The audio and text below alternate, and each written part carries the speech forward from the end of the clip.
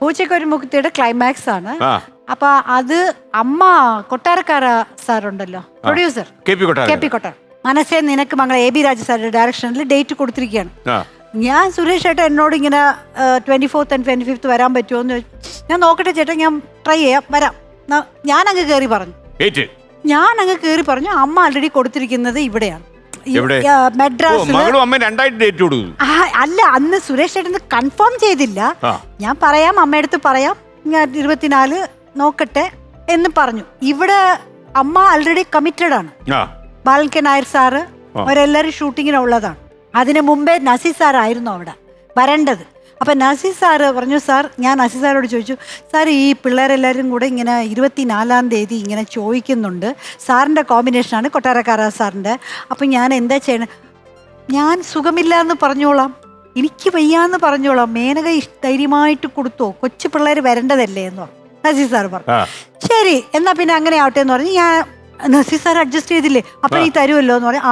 പക്ഷേ ഇവരെന്ത് ചെയ്തു, നസീർ സാർ ഇല്ലെങ്കിൽ വേറെ സീൻ എടുക്കാമല്ലോ. ബാലൻ കെ നായർ സാറെ വിളിച്ചു വരുത്തി അവരുടെ കൂടെ സീൻ എടുക്കാനായിട്ട് എന്നെ റെഡിയാക്കിയത്. ഞാനാണെങ്കിൽ ഇവർക്ക് വാക്ക് കൊടുത്തു എന്നുള്ള ധൈര്യത്തിൽ രാവിലെ ഫ്ലൈറ്റ് ടിക്കറ്റുമായിട്ട് വരിക, സുരേഷ് ഏട്ടനും ലാലേട്ടനും കൂടെ. സമയം 4 മണി തന്നെയാണോ? അന്ന് വെളുപ്പിന് ഒരു 6 മണിക്ക് എങ്ങാണ്ടാ. പക്ഷെ നമ്മൾ 4:30 പോയാലേ എയർപോർട്ടിൽ എത്താൻ പറ്റും. ഞാനാണെങ്കിൽ ഒരു പിങ്ക് കളറിൽ നൈറ്റി ഇട്ടിട്ട് ഞാൻ കിടക്കുകയാണ്. ഞാൻ ഡ്രസ്സ് മാറണ്ടേ, അത് മാറണ്ടേന്ന്. അമ്മ പറഞ്ഞു എപ്പടി മുടിയാது இங்க கொட்டாரக்கராக்கு டேட் கொடுத்துருக்கு, நீ பாட்டில் போனா எப்படி? அம்மா அதெல்லாம் முடியாதுமா, எல்லாம் 28 ആർട്ടിസ്റ്റോ 90 ആർട്ടിസ്റ്റോ എങ്ങാണ്ടോ ഉണ്ട്. ഞങ്ങൾ ചെറുപ്പക്കാര പിള്ളേരാണ്, കോമ്പിനേഷനാണ്. അമ്മ എന്നെ ചതിക്കല്ലേ, പോയില്ല, വാന്ന് പറഞ്ഞു. നീ പോയില്ലേന്ന് അമ്മ പറയുന്നു, നീ വാന്ന് ഇങ്ങോട്ട് പറയണു. എനിക്ക് വരാൻ പറഞ്ഞു.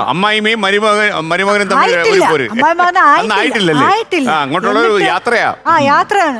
ഞാൻ പിന്നെ എന്ത് ചെയ്യണമെന്ന് അറിഞ്ഞുകൂടാ. ഈ എന്നെ പിടിച്ച് കാറിൽ കയറ്റി ലാലേട്ടനും കൂടെ എല്ലാരും കൂടെ നൈറ്റി തന്നെ. എനിക്ക് ഡ്രസ്സ് എടുത്തില്ല, ബാഗ് എടുത്തില്ല, പല്ല് തേക്കാനുള്ള ഒന്നും എടുത്തിട്ടില്ല. നേരെ വണ്ടി കയറ്റി കൊണ്ടുപോയി, മോൻ പോലും കഴുകിയിട്ടില്ല.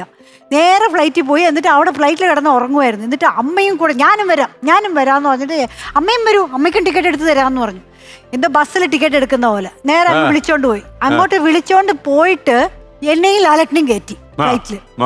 എന്നിട്ട് പറഞ്ഞു അമ്മയ്ക്ക് ടിക്കറ്റ് കിട്ടിയില്ല, എനിക്കും കിട്ടിയില്ല, അമ്മ കിട്ടിയില്ല എന്ന് പറഞ്ഞു. അപ്പൊ ഞാനാണെങ്കിൽ ട്രിവാൻഡ്രത്ത് ചെന്ന് ചിത്രാഞ്ജലി ഇല്ല എന്നാണ് പറഞ്ഞ അവിടെ നിൽക്കുന്നത്. എന്നിട്ട് ഞാൻ ചിത്രാഞ്ജലിയിൽ പോയിട്ട് ഓരോരോ ഫ്ലൈറ്റ് വരുമ്പോഴും എங்கள் അമ്മ எப்போ வருவாங்க, எங்கள் അമ്മ எப்போ வருவாங்க, எங்கள் അമ്മ எப்போ வருவாங்க എന്നൊക്കെ ചോദിച്ചുകൊണ്ടിരിക്കുകയാണ്. ഇപ്പൊ സുരേഷ് ഏട്ടൻ്റെ ഫ്രണ്ട് ഹരി ഇപ്പൊ വരും വിഷമിക്കണ്ട, ഇപ്പൊ വരും എന്ന് പറഞ്ഞു. എനിക്ക് വൈകിട്ടായി, വന്നില്ല. ഇത് ചെന്നൈയിൽ നിങ്ങൾ ഇങ്ങോട്ട് വരിക അല്ലേ? ചെന്നൈന്ന്. അപ്പൊ ഞാൻ ഇന്ന് വന്നില്ല രാത്രിയില്. അപ്പൊ സുരേഷ് ഏട്ടൻ വന്ന് നിൽക്കുന്നുണ്ട്. സുരേഷ് ഏട്ടൻ വന്നല്ലോ. അപ്പൊ എന്റെ അമ്മ എവിടെ? അമ്മയ്ക്ക് ടിക്കറ്റില്ല, എനിക്ക് മാത്രം എങ്ങനെയോ ഞാൻ ഒപ്പിച്ച് വന്നതാണ്. എന്റെ അമ്മ വീട്ടിൽ പോയി. എന്റെ അമ്മ എന്നിട്ട് പറയാ, അവൻ மட்டும் டிக்கெட் எடுத்து போயிட்டான் 11 மணி ஃப்ளைட்ல, எனக்கு எடுக்கவும் இல்லை, வீட்டுக்கு போமான்னு சொல்லிட்டான். நான் ஏதோ ஒரு காரை பிடிச்சி நான் வீட்டுக்கு வந்திருக்கேன், நான் அங்கே என்ன நடக்கிறது எங்க എന്നൊക്കെ പറഞ്ഞു.